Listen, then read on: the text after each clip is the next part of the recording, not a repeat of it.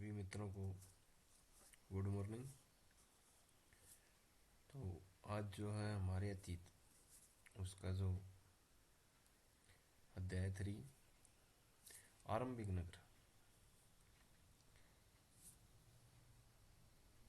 तो जो आरंभ में शुरू में जो नगर कैसे थे उनके बारे में यहाँ पर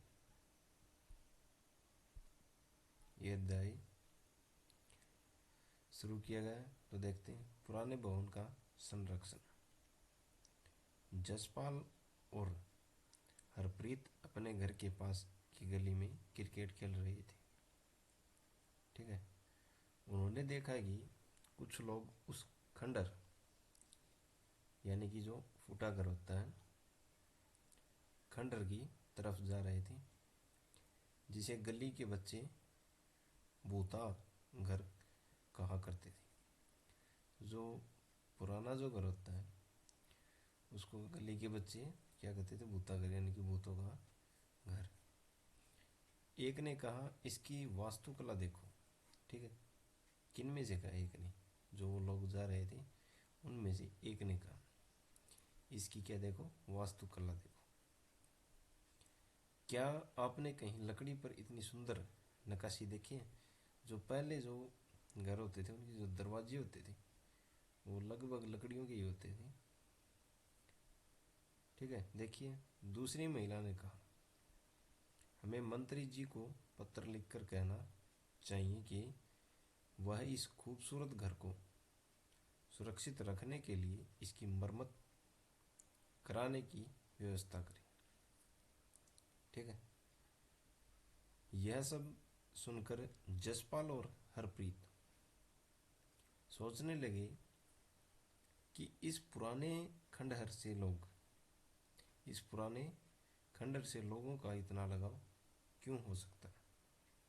ठीक है, आगे चलते हैं। हड़प्पा की कहानी। ठीक है, अक्सर पुरानी इमारतें अपनी कहानी बताती हैं। ठीक है, लगभग 150 साल पहले जब पंजाब में पहली बार रेलवे लाइन बिछाई जा रही थी तो इस काम में जुटे इंजीनियरों को अचानक हड़प्पा पुरास्थल मिला, जो आधुनिक पाकिस्तान में है। ठीक है, तो 150 साल पहले उस समय जो भारत और पाकिस्तान एक ही हिस्सा था, तो पंजाब जो है आधा पाकिस्तान में भी है और आधा हिंदुस्तान में अब वर्तमान में है। तो वहाँ पर रेलवे लाइन बिछाई जा रही थी। ठीक है, और 1853 के आर पार डलहौजी के काल में रेल का आगमन माना जाता है। तो जब रेलवे लाइन बिछाई जा रही थी तो इंजीनियरों को, जो काम करने वाले होते हैं इंजीनियर, को अचानक हड़प्पा पुरास्थल मिला जो आधुनिक पाकिस्तान में है। उन्होंने सोचा कि यह एक ऐसा खंडर है जहाँ से अच्छी ईंटें मिलेंगी। ठीक है, यह सोचकर वह हड़प्पा के खंडरों से हजारों ईंटें उखाड़ ले गई, जिससे उन्होंने रेलवे लाइन बिछाई। ठीक है, वो खंडर दिख रहा था और उससे हजारों ईंटें उखाड़ कर ले गए और रेलवे लाइन बिछाई। इससे कई इमारतें पूरी तरह नष्ट हो गई। किसी को पता नहीं था कि ये जो क्या है, हड़प्पा सभ्यता है। उसके बाद लगभग 80 साल पहले, ठीक है, पुरातत्वविदों ने इस स्थल को ढूंढा। ठीक है, यानी कि 1921 के आर पार जो हड़प्पा की खोजमानी हुई थी। तो क्या लिखा है, उसके बाद लगभग 80 साल पहले पुरातत्वविदों ने इस स्थल को ढूंढा और तब पता चला कि यह खंडर उपमहाद्वीप के सबसे पुराने शहरों में से एक है। ठीक, चूंकि इस नगर की खोज सबसे पहले हुई थी, इसीलिए बाद में मिलने वाले इस तरह के सभी पुरास्थलों में जो इमारतें और चीज़ें मिली उन्हें हड़प्पा सभ्यता की इमारतें कहा गया। तो जो सबसे पहले किसकी हुई थी? हड़प्पा की। और बाद में जो भी इमारतें मिली या जो भी चीज़ मिली उन सभी को हड़प्पा सभ्यता की इमारतें कहा गया। इन शहरों का निर्माण लगभग 4700 साल पहले हुआ था। ठीक है, आगे देखते हैं।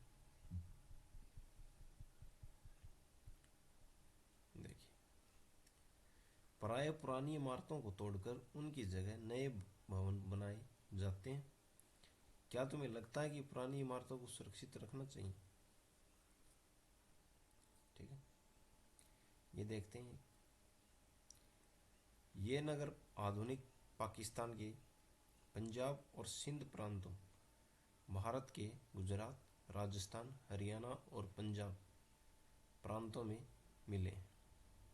ठीक है, कौन से नगर? हड़प्पा वाले।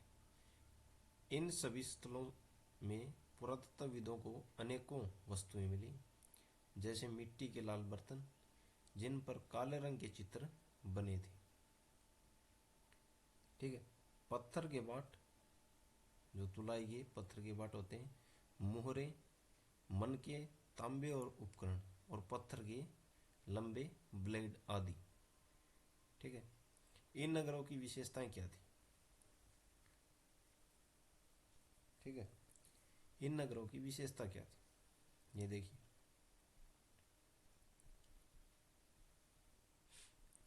इन नगरों में से कई को दो या उससे ज्यादा हिस्सों में विभाजित किया गया था। प्राय पश्चिमी भाग छोटा था। ठीक है, पश्चिमी भाग छोटा था, लेकिन ऊंचाई पर बना था।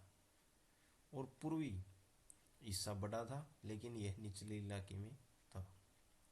ठीक है, पश्चिमी भाग तो छोटा था, लेकिन कहाँ पर था? ऊंचाई पर था।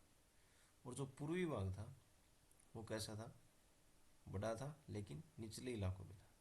ऊंचाई वाले भाग को पुरातत्वविदों ने नगर दुर्ग कहा है, और निचले हिस्से को निचला नगर कहा है। ठीक है, दोनों हिस्सों की चार दीवारियां पक्की ईंटों से बनाई जाती थी। ठीक है, जो हड़प्पा सभ्यता है इसमें पक्की ईंटों से चार दीवारियां बनाई जाती थी। ठीक है, इसकी ईंटें इतनी अच्छी पक्की थी कि हजारों सालों बाद आज तक उनकी दीवारें खड़ी रही। ठीक है, दीवार बनाने के लिए ईंटों की चिनाई इस तरह करते थे जिससे कि दीवारें खूब मजबूत रहे। ठीक है, और ये एक चित्र है उपमहाद्वीप में आरंभिक नगर। ठीक है, ये सिंधु नदी, इसी के किनारे पर कौन सा? मोहनजोदड़ो, चहुंदड़ो, ठीक है, धोलावीरा और लोथल, कालीबंगा, राखीगढ़ी, हड़प्पा, ये रावी नदी, ये चिनाब और ये झेलम। ठीक है, तो सभी जो ये स्थल मिले हैं ये सिंधु नदी के किनारे हैं, इसीलिए इनको क्या बोला जाता है? सिंधु सभ्यता भी बोला जाता है। और एक जो महत्वपूर्ण जो पॉइंट है वो है ये हड़प्पा। लगभग सभी स्थल सिंधु नदी के किनारे हैं, लेकिन हड़प्पा जो है वो रावी नदी के किनारे ऊपर है। ठीक है, आइए अब देखते हैं। कुछ नगरों के नगर दुर्ग में कुछ खास इमारतें बनाई गई थी। ठीक है, मिसाल के तौर पर मोहनजोदाड़ो में खास तालाब बनाया गया था जिसे पुरातत्वविदों ने महान स्नानागार कहा। तो स्नानागार कहाँ पर है? ये आ जाए कहाँ पर है? मोहनजोदाड़ो में। ठीक है, मोहनजोदड़ो में है। इस तालाब को बनाने में ईंट और प्लास्टर का इस्तेमाल किया गया था। उस समय 47 साल पहले प्लास्टर का प्रयोग किया गया था। इसमें पानी का रिसाव रोकने के लिए प्लास्टर के ऊपर चारकोल की परत चढ़ाई गई थी। इस सरोवर में दो तरफ से उतरने के लिए सीढ़ियां बनाई गई थी। ठीक है, और चारों ओर कमरे बनाए गए थे। ठीक है, इसमें भरने के लिए पानी कुएं से निकाला जाता था। उपयोग के बाद इसे खाली कर दिया जाता था।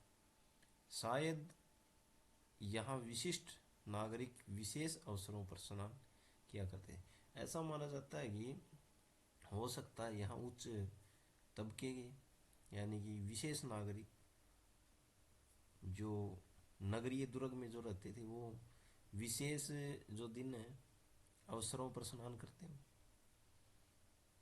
और इस जो तालाब है इसके बाहर जो है छोटे छोटे कमरे भी बनाए हुए थे। ठीक है, कौन सा, स्नानागार के बाहर। ठीक है, यहाँ पर लिखा भी होगा कमरे बनाए गए थे चारों ओर। आगे चलते हैं। कालीबंगा और लोथल जैसे अन्य नगरों में अग्निकुंड मिले। अग्निकुंड युगों के लिए, ठीक है, जहां संभवतः यज्ञ किए जाते होंगे। हड़प्पा, मोहनजोदड़ो और लोथल जैसे कुछ नगरों में बड़े बड़े भंडार गृह मिले। ठीक है, भंडार गृह कहाँ पर, हड़प्पा, मोहनजोदड़ो और लोथल। स्नान घर कहाँ पर, मोहनजोदड़ो। तो भंडार गृह अनाज के भी हो सकते हैं। ठीक है, आगे देखते हैं।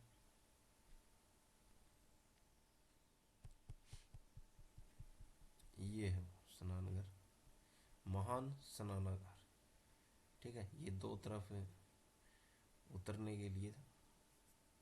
और ये देखिए छोटे छोटे छोटे छोटे छोटे छोटे चारों तरफ क्या बने हुए हैं, कमरे। ठीक है, इस तालाब में दो तरफ उतरने के लिए जगह थी। आगे चलते हैं। भवन, नाले और सड़कें। हड़प्पा के नगरों में ईंटों की चिनाई। इन नगरों के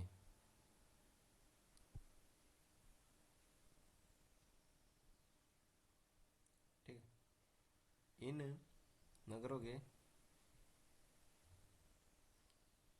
नगरों के घर आमतौर पर एक या दो मंजिले होते थे। घर के आंगन के चारों ओर कमरे बनाए जाते थे। यानी कि जो ये आंगन है इसके चारों ओर कमरे बनाए जाते थे। ठीक है, अधिकांश घरों में एक अलग स्नानागार होता था। नहाने के लिए एक अधिकांश घरों में एक अलग स्नान घर होता था। और कुछ घरों में कुएं भी होते थे। ठीक है, कुछ घरों में कुएं भी होते थे। ये कहाँ की है, हड़प्पा के नगरों में ईंटों की चिनाई। आगे देखते हैं। कई नगरों में ढके हुए नाले थे। इन्हें सावधानी से सीधी लाइन में बनाया जाता था। हर नाली में हल्की ढलान होती थी ताकि पानी आसानी से बह सके। अक्सर घरों की नालियों को सड़कों और नालियों से जोड़ दिया जाता था। तो उस समय का जो इनका जो रहने का तरीका था, देखिए घर की जो नालियाँ हैं उनको कहाँ पर जोड़ दिया जाता था, सड़कों की नालियों से जोड़ दिया जाता था, जो बाद में बड़े नालों में मिल जाते थे। ठीक है, नालों के ढके होने के कारण इनमें जगह जगह पर मेन होल बनाए गए थे। जैसे अब हमारे सीवर सिस्टम है, इन्होंने उस समय पर ही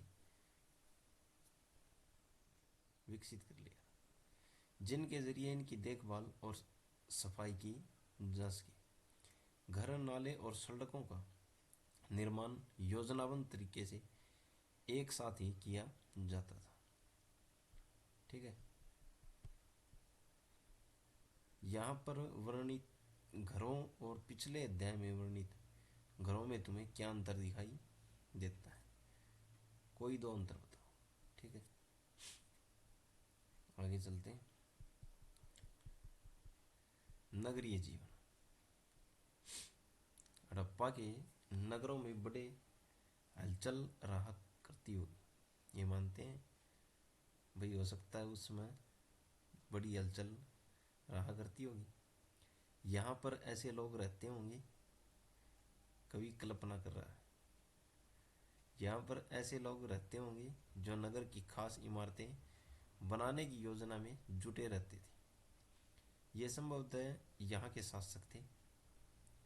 यह भी संभव है कि ये शासक लोगों को भेजकर दूर दूर से धातु, बहुमूल्य पत्थर और अन्य उपयोगी चीजें मंगवाते थे। शायद शासक लोग खूबसूरत मनकों तथा सोने चांदी से बने आभूषणों जैसी कीमती चीजों को अपने पास रखते होंगे। इन नगरों में लिपिक भी होते थे जो मुहरों पर जो लिखते ही थे और शायद अन्य चीजों पर भी लिखते होंगे जो बच नहीं पाई। ठीक है भाई, ऐसे माना जा रहा है कि ये जो योजनाबद्ध जो शहर बसाए गए थे नगरीय, तो हो सकता है इनको बनाने में जो जुटे हुए थे लोग वो शासक हों। और जो शासक हैं ये लोगों को दूर दूर तक धातुएं लाने, बहुमूल्य धातुएं लाने के लिए पत्थर जैसे अन्य भेजते हो, और इनको आभूषणों का शौक हो सोने चांदी से। और हो सकता है यहाँ पर लिपिक भी हो जो लिखने का कार्य करते हो। ठीक है, इसके अलावा नगरों में शिल्पकार स्त्री पुरुष भी रहते थे जो अपने घरों या किसी उद्योग स्थल पर तरह तरह की चीजें बनाते होंगे। लोग लंबी यात्राएं भी करते थे और वहां से उपयोगी वस्तुएं लाते थे। ठीक है, और साथ ही लाते थे सुदूर देशों की किस्से कहानियां, मिट्टी से बनी कई खिलौनों से मिली है जिससे बच्चे खेलते हो। नगर में रहने वाले लोगों की एक सूची बनाओ। क्या इनमें से कुछ ऐसे लोग हैं जो मेहरगढ़ जैसे गांव में रहते थे? ठीक, तो ऐसा माना जाता है कि लोग हो सकते हो यात्रा करते हो, एक जगह से दूसरी जगह जाते हैं और वहां से कुछ नई चीज उनको मिले तो यहाँ पर लेते आते हो। ऐसा क्यों माना जा रहा है? क्योंकि यहाँ पर जो चीजें मिली हैं वो बताती हैं। ठीक है, आइए देखते हैं। सबसे ऊपर मोहनजोदाड़ो की एक सड़क और उसमें बना नाला। ठीक है, ये देखिए, ऊपर एक कुआं, बाईं और नीचे हड़प्पा की एक मोहर। ठीक है, ये है मोहर, जो एक फिल्म भी बनी हुई है मोहनजोदाड़ो, उसमें एक सिंगा बार बार दिखाया हुआ है। ठीक है, एक मोहर, इस मोहर के ऊपर के चिन्ह एक खास लिपि में है, ये लिखी हुई। ठीक है, उपमहाद्वीप में पाए गए लेखन का यह प्राचीनतम उदाहरण है। विद्वानों ने इसे पढ़ने की कोशिश की है लेकिन अभी तक यह पता नहीं चल पाया कि इसका अर्थ क्या है। बहुत से जो विद्वान हैं उन्होंने पढ़ने की कोशिश की लेकिन अब तक पढ़ नहीं पाए इसको। ठीक है,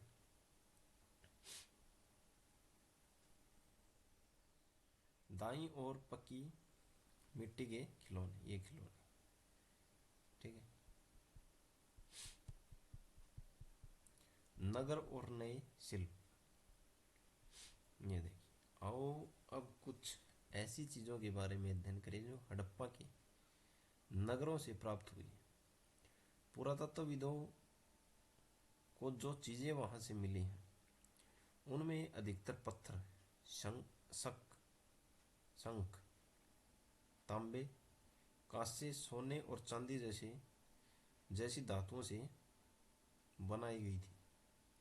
तांबे और कांसे के औजार, हथियार, गहने और बर्तन बनाए जाते थे। ठीक है। सोने और चांदी से गहने और बर्तन बनाए जाते थे। यहाँ मिली सबसे आकर्षक वस्तुओं में मनके, बाट और फलक हैं। तो इसलिए इसे कांस्ययुगीन सभ्यता भी बोला जाता है। ठीक है। ये देखिए, ये बाट है। ऊपर पत्थर के बाट देखो, कितने ध्यान से और उपयुक्त तरीके से इन बाटों को बनाया गया है।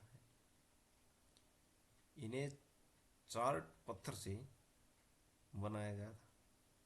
इन्हें शायद बहुमूल्य पत्थर और धातुओं को तोलने के लिए बनाया गया होगा। ठीक है। मध्य में बाएं मनके, इनमें से कई, ये देखिए मनके, ठीक है, इनमें से कई कॉर्नियल पत्थरों से बनाए गए थे। ठीक है। कॉर्नियल पत्थरों से बनाए गए थे। पत्थरों को काटकर और तराशकर मनके बनाए गए। इनके बीच छेद किए गए। ठीक है। छेद किए गए थे ताकि धागा डालकर माला बनाई जाए। मध्य में दाएं तरफ में धारदार फलक। ठीक है। धारदार फलक। नीचे दाएं कढ़ाईदार वस्त्र। एक महत्वपूर्ण व्यक्ति की पत्थर से बनी मूर्ति मोहनजोदाड़ो से मिली थी। ये हड़प्पा सभ्यता के लोग पत्थर की मोहरें बनाते थे। इन आयताकार मोहरों पर सामान्यतः जानवरों के चित्र मिलते हैं। हड़प्पा में जो मोहरें होती थी वो कैसी होती थी? आयताकार। ठीक है। हड़प्पा सभ्यता के लोग काले रंग के डिजाइन किए हुए खूबसूरत लाल मिट्टी के बर्तन बनाते थे। ठीक है। ये देखिए, कढ़ाई की हुई है। कढ़ाईदार वस्त्र पहने दिखाया गया। ठीक है। ये मूर्ति मिली है मोहनजोदाड़ो से। ठीक है। तो व्यक्ति की जो मूर्ति मिली हुई कहाँ से मिली है? मोहनजोदाड़ो से। अध्याय 2 में तुमने जिन गांवों के बारे में पढ़ा, क्या वहां भी धातु का उपयोग होता था? क्या वे पत्थर के बाट बनाते थे? संभवतः 7000 साल पहले मेहरगढ़ में कपास की खेती होती थी। ये पॉइंट है भाई। ठीक है। मेहरगढ़ में कहा, किसके साक्ष्य मिले? कपास के। 7000 साल पर संभवतः मेहरगढ़ में किसकी खेती होती थी? कपास की। मोहनजोदाड़ो से कपड़े के टुकड़ों के अवशेष, चांदी के एक फूलदान के ढक्कन तथा कुछ अन्य तांबे के वस्तुओं से चिपके हुए मिले। ठीक है। पक्की मिट्टी तथा फयंक से बनी तकलियां सूती कताई का संकेत देती है। ठीक है। क्या बोल रहा है? संभवतः 7000 साल पहले मेरगढ़ में कपास की खेती होती थी। ठीक है। मोहनजोदाड़ो से कपड़े के टुकड़े के अवशेष कपड़े के कहाँ पर मिले हैं? मोहनजोदाड़ो से। अवशेष चांदी के एक फूलदान के ढक्कन तथा कुछ अन्य तांबे की वस्तुओं से चिपके हुए मिले। तो जो मोहनजोदाड़ो में जो कपड़ा मिला हुआ है उसमें क्या है, टुकड़े के अवशेष चांदी के एक फूलदान, चांदी का एक फूलदान के ढक्कन तथा कुछ अन्य तांबे की वस्तुओं से चिपके हुए मिले। ठीक है। पक्की मिट्टी तथा फेंस से बनी तकलियां सूती कताई का संकेत देती हैं। ठीक है, आगे देखते हैं। इनमें से अधिकांश वस्तुओं का निर्माण विशेषज्ञों ने किया जो जानकार थे। ठीक है, अधिकांश वस्तुओं का निर्माण विशेषज्ञों ने किया। विशेषज्ञ उसे कहते हैं जो किसी खास चीज को बनाने के लिए खास प्रशिक्षण लेता है, जैसे पत्थर तराशना, मन के चमकाना या फिर मोहरों पर पच्चीकारी करना आदि। ठीक है, विशेषज्ञ उसी को कहते हैं जो किसी खास चीज को बनाने के लिए खास प्रशिक्षण लेता है। ठीक है, पृष्ठ 28 पर चित्र देखो कि मूर्ति का चेहरा कितने आकर्षक ढंग से बनाया गया है। ये देखिए वो मूर्ति जो मोहनजोदाड़ो से मिली है, ये कितना खास तरीके से जो है तराशा गया इस मूर्ति को। ठीक है, प्रशिक्षण लिया हुआ व्यक्ति होगा जिसने इस मूर्ति को बनाया होगा, ये माना जाता है। ठीक है, उसकी दाढ़ी कितनी अच्छी तरह दर्शाई गई है। यह किसी विशेषज्ञ मूर्तिकार का ही काम हो सकता है, हर व्यक्ति विशेषज्ञ नहीं हो सकता। हमें यह पता नहीं है कि क्या सिर्फ पुरुष ही ऐसे कामों में प्रशिक्षण हासिल करते थे या फिर केवल महिलाएं ही। ठीक है, ऐसे नहीं पता चल रहा है कि महिलाओं की बनाई हुई है या पुरुष की। ठीक है, शायद कुछ महिलाएं और पुरुष दोनों इस काम में दक्ष थे, हो सकता है, लिखित में तो कोई प्रमाण है ही नहीं। फेंस, ठीक है, ये देखिए, पत्थर और शंख प्राकृतिक तौर पर पाए जाते थे, लेकिन फेंस को कृत्रिम रूप से तैयार किया जाता था। बालू या स्फटिक पत्थरों के चूर्ण को गोंद में मिलाकर वस्तुएं बनाई जाती थी। उसके बाद उन वस्तुओं पर एक चिकनी परत चढ़ाई जाती थी। इस चिकनी परत के रंग प्राय नीले या हल्के समुद्री हरे होते थे। फेंस से मनके, चूड़ियाँ, बाले और छोटे बर्तन बनाए जाते। ठीक है, कच्चे माल की खोज में, कच्चा माल क्या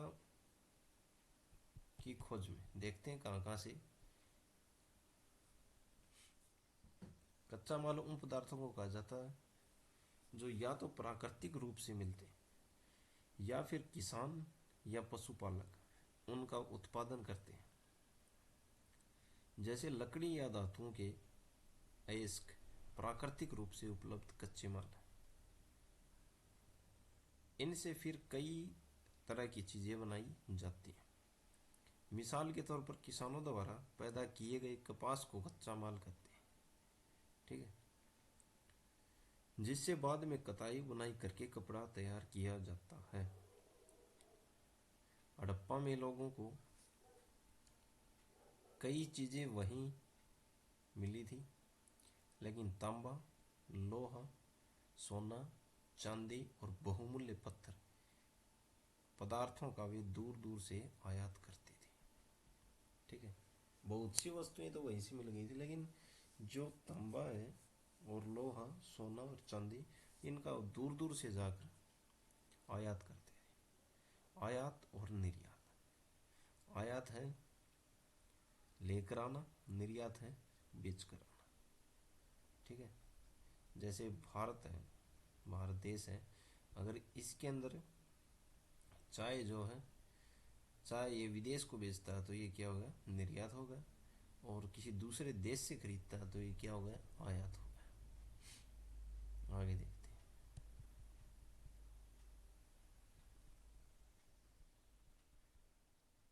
हड़प्पा के लोग तांबे का आयात संभवतः आज के राजस्थान से करते थे।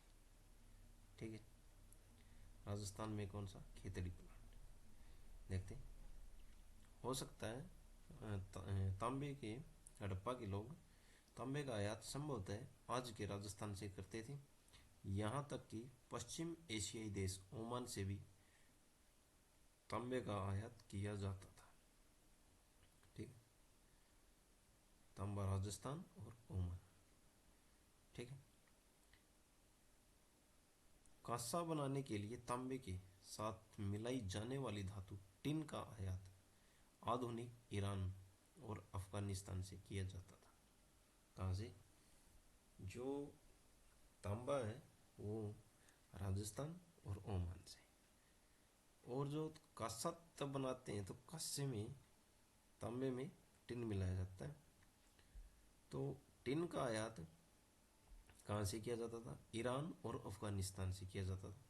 सोने का आयात आधुनिक कर्नाटक और बहुमूल्य पत्थर का आयात गुजरात, ईरान और अफगानिस्तान से किया जाता था। ठीक है, तो प्लस पॉइंट, राजस्थान और ओमान से क्या लाया जाता था, तांबा। और तांबे में क्या मिलाया जाता था, टिन, जिससे क्या बनता था, कांसा। ठीक है, कांसा और टिन का आयात कहाँ से होता था, ईरान और अफगानिस्तान। सोने का आयात कर्नाटक और बहुमूल्य पत्थर का, ये गुजरात और ईरान और अफगानिस्तान से। ठीक है, चीज़ों की एक जगह से दूसरी जगह कैसे ले जाया जाता था, इन चित्रों को देखो। ठीक है, ये देखिए,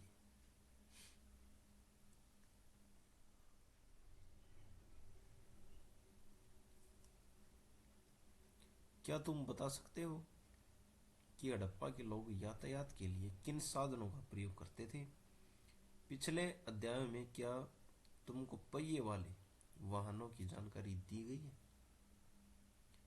नगरों में रहने के लिए भोजन, नगरों में रहने वालों के लिए भोजन। देखते हैं।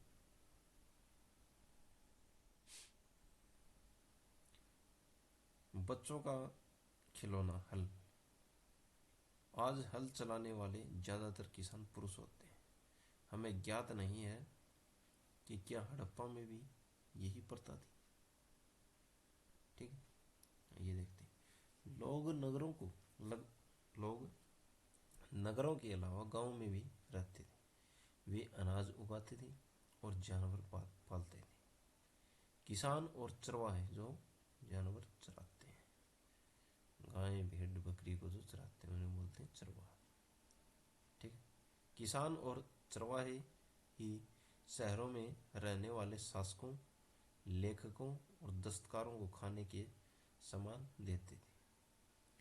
पौधे के अवशेषों से पता चलता है कि हड़प्पा के लोग गेहूं, जौ, दालें, मटर, धान, तिल और सरसों उगाते थे, क्योंकि इनके अवशेष मिले हैं। जमीन की जुताई के लिए हल का प्रयोग एक नई बात थी। हड़प्पा काल के हल की नहीं बच पाए हैं। हड़प्पा काल के हल तो नहीं बच पाए क्योंकि वह प्राय लकड़ी से बनाए जाते थे, लेकिन हल के आकार के खिलौने मिले। इन क्षेत्रों में बारिश कम होती है, इसलिए सिंचाई के लिए लोगों ने कुछ तरीके अपनाए होंगे। संभवतः पानी का संचय किया जाता होगा और जरूरत पड़ने पर उससे फसलों की सिंचाई की जाती हो। ठीक है, जैसे वो कुएं बनाए हुए थे, तो हो सकता है बारिश का जो पानी है वो उन कुओं में इकट्ठा किया जाए और सिंचाई के लिए उसका प्रयोग किया जाए। देखते हैं, ये है हल। हल तो नहीं मिले, लेकिन जो खिलौने हैं खिलौने मिले हैं, उनसे पता चलता है कि भाई उस इस तरह का हल उस टाइम होता होगा। हड़प्पा के लोग गाय, भैंस, भेड़ और बकरियां पालते थे। बस्तियों के आसपास तालाब और चारागाह होते थे चारागाह होते थे। लेकिन सूखे महीने में मवेशियों के झुंडों को चारा, पानी की तलाश में दूर दूर तक ले जाया जाता था। वे बेर जैसे फलों को इकट्ठा करते थे, मछलियां पकड़ते थे और हिरन जैसे जानवर का शिकार भी करते थे। ठीक है। गुजरात के हड़प्पाकालीन नगर का सूक्ष्म निरीक्षण। ठीक है। कच्छ के इलाके में कदीरबेत खदीरबेत के किनारे धौलावीरा नगर बसा था। धौलावीरा कहाँ पर? गुजरात में। खदीरबेत के किनारे धौलावीरा नगर बसा था। ठीक है। वहाँ साफ पानी मिलता और जमीन उपजाऊ थी। जहाँ हड़प्पा सभ्यता के कई नगर दो भागों में विभक्त थे, वहीं धौलावीरा नगर को तीन भागों में बांटा गया था। ठीक है। धौलावीरा नगर कितने भागों में? तीन भागों में बांटा गया था। इसके हर हिस्से में चारों ओर पत्थर की ऊंची ऊंची दीवारें बनाई गई थी। इसके अंदर जाने के लिए बड़े बड़े प्रवेश द्वार थे। इस नगर में एक खुला मैदान भी था, जहां सार्वजनिक कार्यक्रम आयोजित किए जाते थे। यहाँ मिले कुछ अवशेषों में हड़प्पा लिपि के बड़े बड़े अक्षरों को पत्थरों में खुदा पाया गया। इन अभिलेखों को संभवतः लकड़ी में जड़ा गया था। यह एक अनोखा अवशेष है, क्योंकि आमतौर पर हड़प्पा के लेख मोहर जैसी छोटी वस्तुओं पर पाए जाते थे। ठीक है। वैसे तो इनके जो अभिलेख थे, जो लेख थे, वो छोटी मोहरों पर ही पाए जाते, लेकिन जो लोथल में जो धोलावीरा में जो पाया है, ठीक है, धोलावीरा में जो पाया है वो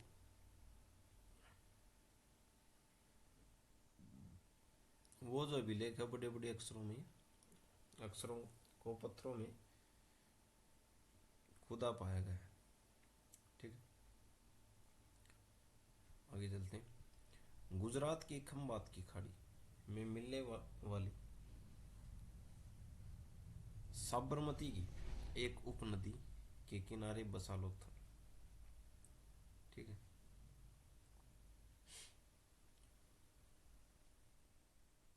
गुजरात की खंबात की खाड़ी में मिलने वाली साबरमती की एक उपनदी के किनारे बसा लोथल नगर ऐसे स्थान पर बसा था जहां कीमती पत्थर जैसा कच्चा माल आसानी से मिल जाता था। यह पत्थरों, शंखों और धातुओं से बनाई गई चीजों का एक महत्वपूर्ण केंद्र था। कौन? लोथल। कहाँ पर? गुजरात में। धौलावीरा गुजरात में। पत्थरों यह महत्वपूर्ण केंद्र था। इस नगर में एक भंडार गृह भी था। इस भंडार गृह से कई मोहरें और मुद्रांक या मोहरबंदी गीली मिट्टी पर दबाने से बनी उनकी छाप मिली। ठीक है। उसे क्या बोलते हैं? मुद्रांक या मोहरबंदी, जो गीली मिट्टी पर दबाने से बनी उनकी छाप मिली। लोथल का बंदरगाह, ये एक बंदरगाह। यह बड़ा तालाब लोथल का है। लोथल का बंदरगाह रहा होगा, जहां समुद्र के रास्ते आने वाली नावें रुकती थी।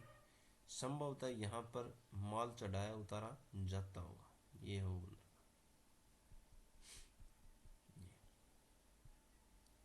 हो सकता है।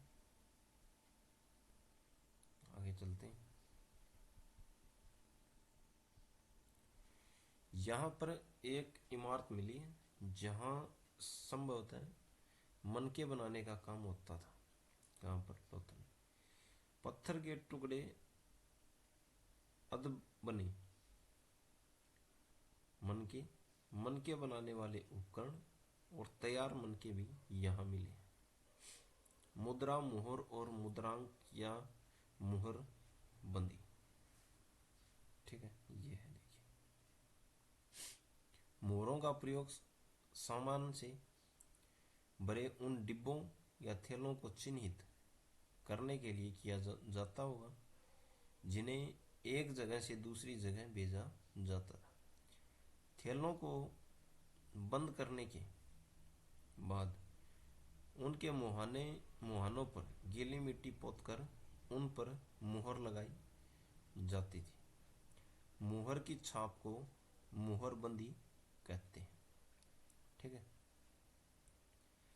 जो थैले होते थे उनको, थैलों को बंद करके, ठीक है, और उनके जो मुहानों पर गीली मिट्टी लगा कर, ठीक है, उन पर मुहर लगाई जाती थी। ठीक है, और इसको क्या बोलते हैं? मुहरबंदी। अगर यह छाप टूटी हुई नहीं होती थी तो यह साबित हो जाता था कि सामान के साथ छेड़छाड़ नहीं हुई है। अगर वो छाप है टूटी हुई नहीं होती थी तो ऐसा मान लिया जाता था कि सामान छेड़ा हुआ नहीं है, सेफ है। अगर वो छाप टूटी हुई मिल जाती तो ऐसा माना जाता है सामान के साथ छेड़छाड़ की हुई है। आज भी मोहर का प्रयोग होता है। पता लगाओ कि मोहर का प्रयोग किस लिए किया जाता है। ठीक है, जैसे रेल के डब्बे, मालगाड़ी के रेल के डब्बे आती है, उनके ऊपर मोहर लगी हुई होती है और ऐसा माना जाता है कि इसको छेड़ा गया है तो इसके साथ छेड़खानी की गई है, माल के साथ, सामान के साथ छेड़खानी की गई है। ठीक है। सभ्यता के अंत का रहस्य, कि सभ्यता का अंत कैसे हुआ। लगभग 3900 साल पहले एक बड़ा बदलाव देखने को मिलता है। अचानक लोगों ने इन नगरों को छोड़ दिया। लेखन, मुहर और बाटों का प्रयोग बंद हो गया। दूर दूर से कच्चे माल का आयात काफी कम हो गया। मोहनजोदाड़ो में सड़कों पर कचरे के ढेर बनने लगे। जल निकास प्रणाली नष्ट हो गई और सड़कों पर ही झुग्गीनुमा घर बनाए जाने लगे। यह सब क्यों हुआ पता नहीं है। ये क्यों हुआ पता नहीं है। कुछ विद्वानों का कहना है कि नदियां सूख गई थी। अन्य का कहना है कि जंगलों का विनाश हो गया था। इसका कारण यह हो सकता है कि ईंटें पकाने के लिए ईंधन की जरूरत पड़ती थी। इसके अलावा मवेशियों के बड़े बड़े झुंडों से चारागाह और घास वाले मैदान समाप्त हो गए होंगे। कुछ इलाकों में बाढ़ आ गई, लेकिन इन इलाकों से यह स्पष्ट नहीं हो लेकिन इन कारणों से यह स्पष्ट नहीं हो पाता कि सभी नगरों का अंत कैसे हो गया। ठीक है, क्योंकि बाढ़ और नदियों के सूखने का असर कुछ ही इलाकों में हुआ होगा, सभी में तो नहीं हुआ होगा। ठीक है, और चारागाह के बारे में बोलते हैं तो एक ही इलाका तो होया होगा और बारिश भी हुई होगी, उससे चारागाह तो वैसे भी जाता है मंडी।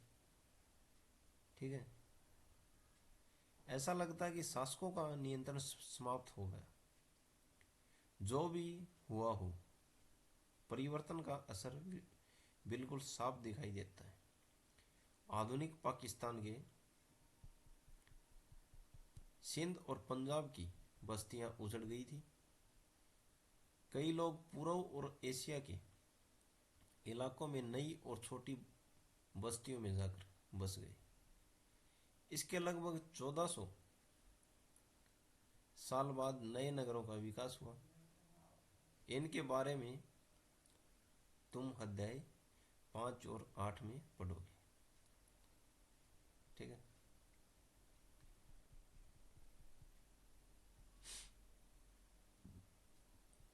अपने एटलस में मिस्र ढूंढो। नील नदी के आसपास इलाकों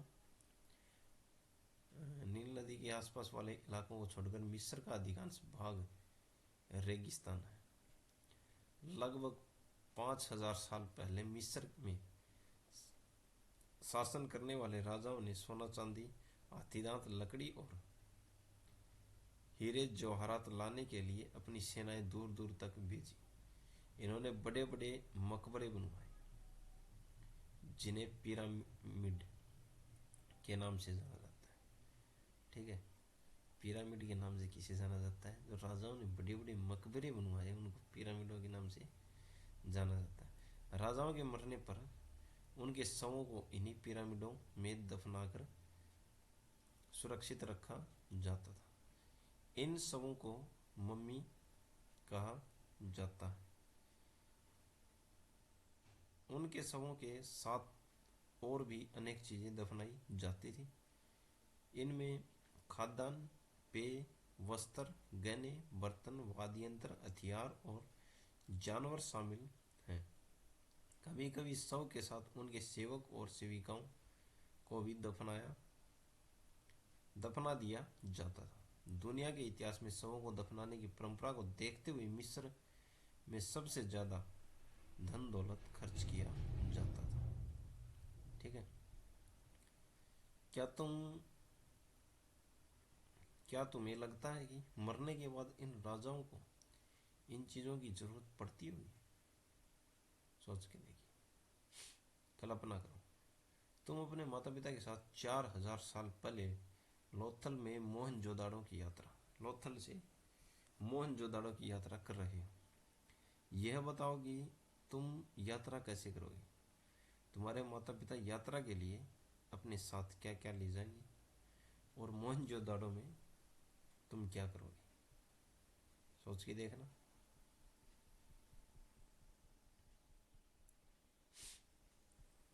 उपयोग शब्द: नगर, नगर दुर्ग, शासक, लिपिक, मुहर, शिल्पकार, धातु, विशेषज्ञ, कच्चा माल, हल और सिंचाई। ये आपको सभी बता दिया गया, पूरा चैप्टर में आ गया। प्रश्न देखते हैं, इनको करके देखना। ठीक है। पुरातत्वविदों को कैसे ज्ञात हुआ कि हड़प्पा सभ्यता के दौरान कपड़े का उपयोग होता था? ठीक है, कपड़े का उपयोग होता था। निम्नलिखित का सुमेल कीजिए। ठीक है। तांबा कहाँ से आता था? सोना कहाँ से आता था? टिन कहाँ से आता था? बहुमूल्य पत्थर कहाँ से आता था? ये आपको पढ़ाया हुआ है। ठीक है। प्रश्न आ भी सकता है, आया भी है पहले भी। हड़प्पा के लोगों के लिए धातुएं, लेखन, पहिया और हल क्यों महत्वपूर्ण थे? ठीक है, इसको भी लिख के देखना। आओ चर्चा करें। ठीक है। इस अध्याय में पक्की मिट्टी, टेराकोटा से बने सभी खिलौनों की सूची बनाओ। इनमें से कौन से खिलौने बच्चों को ज़्यादा पसंद आए होंगे? ठीक है। हड़प्पा के लोगों की भोजन सामग्री की सूची बनाओ। आज इनमें से तुम क्या क्या खाते हो? निशान लगाकर बताओ। और हड़प्पा के किसानों और पशुपालकों का जीवन क्या उन किसानों से भिन्न था जिनके बारे में तुमने पिछले अध्याय में पढ़ा? अपने उत्तर में इसका कारण बताओ। ठीक है। ये कुछ तिथियां देखते हैं। मेरगढ़ में कपास की खेती लगभग 7,000 साल पहले। पॉइंट है, इन चारों को लिख लेना। नगरों का आरंभ लगभग 4700 साल पहले।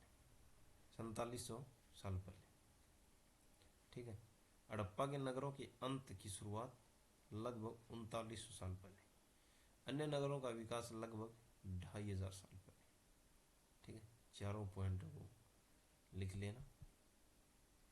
अपने शहर या नगर की 3 महत्वपूर्ण इमारतों का ब्यौरा दो।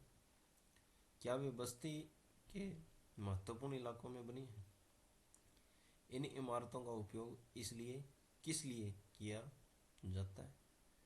तुम्हारे इलाकों में क्या कोई पुरानी इमारत है? क्या यह पता करो कि वह कितनी पुरानी है और उनकी देखभाल कौन करता है।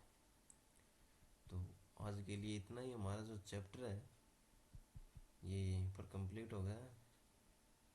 कल हम अगला चैप्टर लेकर आएंगे, एनसीईआरटी हमारे अतीत का, जो 4th चैप्टर है वो। और आपको बता दें कि जो एनसीईआरटी का जो बेस है, जिसने एनसीईआरटी कर ली ध्यान से, उसका पेपर नहीं छूटेगा। जो कुछ भी आता है सभी एनसीईआरटी से ही आता है। जिसने एनसीईआरटी कर ली उसका पेपर नहीं छूटेगा। आज के लिए इतना ही। चैनल को सब्सक्राइब करें, लाइक करें और वीडियो को ज़्यादा से ज़्यादा शेयर करें। धन्यवाद।